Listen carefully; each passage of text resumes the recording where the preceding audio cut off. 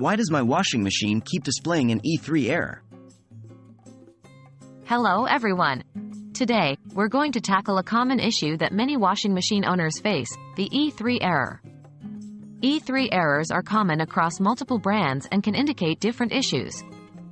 These can include motor-related problems, imbalances, or even blockages.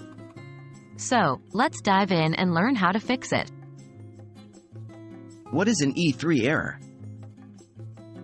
The E3 error usually appears on your washing machine's display when there's a malfunction or abnormality detected by the system. Most commonly, it's related to motor dysfunction, overloading, or an unbalanced load.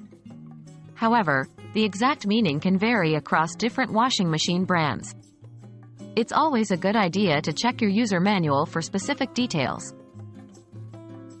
How do I fix an E3 error? There are a few ways you can troubleshoot and potentially fix an E3 error. Step 1.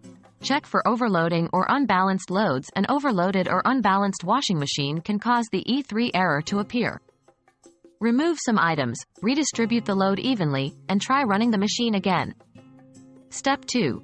Check for blockages. Sometimes, an object or lint can block the drum. Turn off and unplug your washing machine before checking.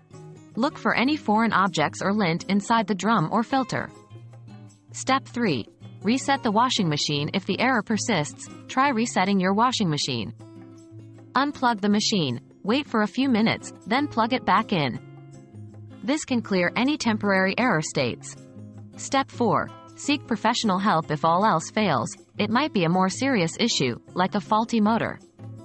In such cases, it's advised to contact a professional technician to avoid causing further damage. How can I prevent future E3 errors? To prevent E3 errors in the future, always ensure your washing machine load is balanced and not overloaded. Regularly cleaning your machine, particularly the filter, can also help prevent blockages. Lastly, proper maintenance and servicing will ensure that any potential faults are caught early, preventing errors. Fixing the E3 error on your washing machine might seem daunting at first, but by following these steps, you can try to resolve it on your own.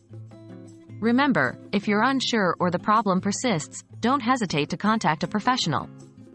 We hope this guide has been helpful. Happy washing!